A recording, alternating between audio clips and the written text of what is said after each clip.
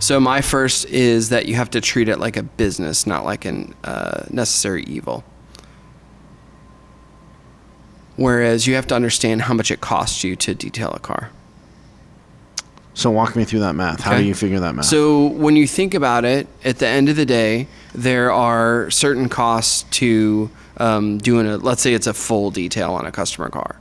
So the easy stuff is the human part of it, right? How much you pay somebody actually to clean it. But then also, what are other expenses you would incur during doing a detail? Water would be, so the cost of the car wash portion. Then all the materials and the chemicals, supplies, electricity, supplies, everything like that. So when mistakes. Yeah. So when I set this up in my store, I had it down to pretty accurately how much it cost me to do a detail. So I knew how much it would cost me with materials. I knew how much it would cost me in water. I knew how much it would cost me in human labor. All that stuff was to where I had a cost figured out. Okay, so can we make a distinction between a used car detail and a customer detail? So that is my number 2, is that not all details are created equally. Because I think in a lot of cases, if you're not looking at this like it's a business, a detail is a detail is a detail. And I just started listing them out, and I came up with like 5 or 6 different types of details. I think that a used car detail is different than a new car prep. I think a customer pay detail is different than a used car detail. I think a truck is different than a car. So can we just take the used car detail and talk through how you'd cost it out? Sure. So essentially with a used car detail, so how long on, just in the scenario, in the last time you did this, what was the time allotted for somebody to do a detail? Yeah, so the used car detail, what I did is I timed somebody doing, I think that we did 4. We did 4 average cars just randomly pulled. And what we ended up doing is we found that realistically, start to finish, if I took out any kind of brakes or anything like that, a used car detail on a moderately dirty car was taking us roughly 2.5 hours to get it done.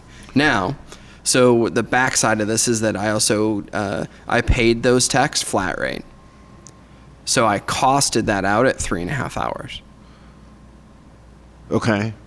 So I billed myself for 3.5 hours when I was figuring out my cost. Okay, so that's a good way to do it, in the sense that I do think, like, because when people ask us like what should a detail pay, I do think that the market you're in, the climate conditions, and the type of system your used car department is running, like if your used car department's selling $79.95 cars versus $40,000 average used cars, the amount of work that it takes, there's different styles, there's different approaches.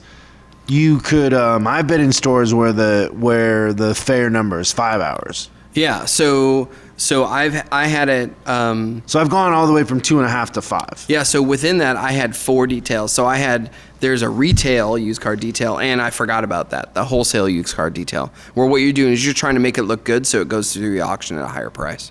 Yeah. But I'm just talking about just the normal used car detail, the bulk of what we're going to be doing for used car, which is just a used car detail.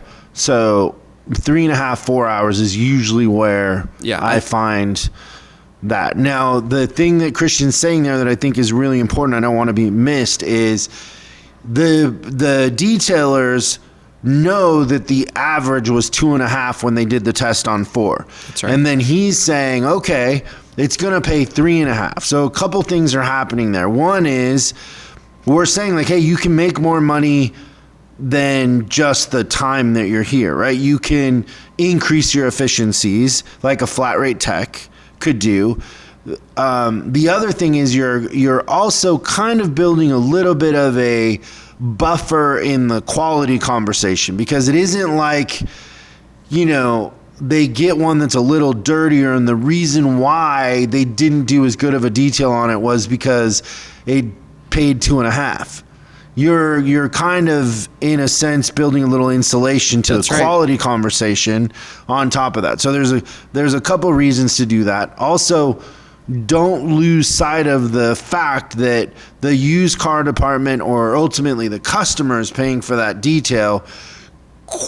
Just the cost of it has to be balanced out with the quality of it. If it's just everything as cheap as we can do, as quick as we can do, you'll end up spending a lot of time on the comebacks.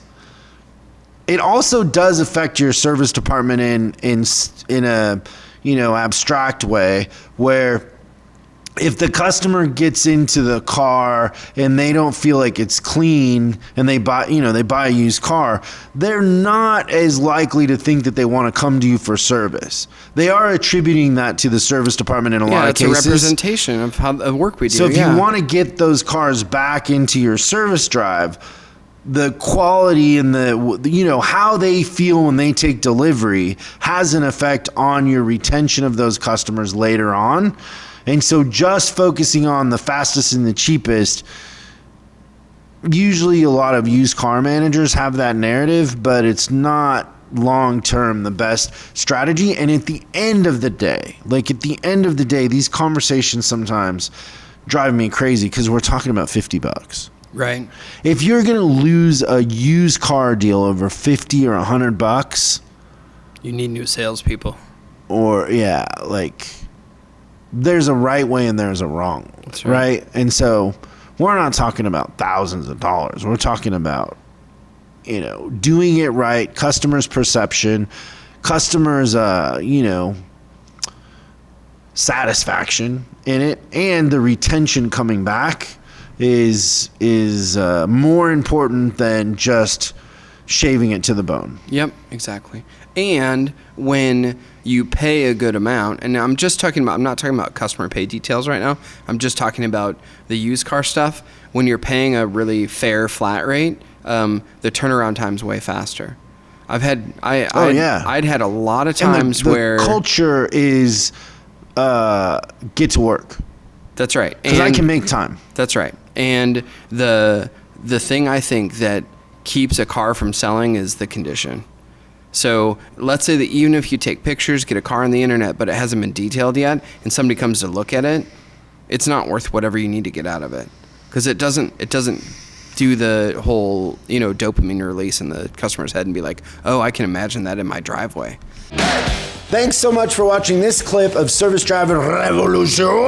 We're uploading new stuff every day, so make sure you subscribe and click the bell icon so you don't miss out.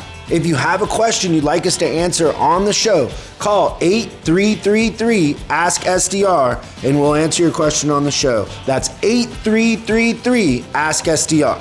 For special deals on our books and training, head over to offers.chriscollinsinc.com. Now that's offers.chriscollinsinc.com. I'm Chris Collins, and I'll see you in the next video.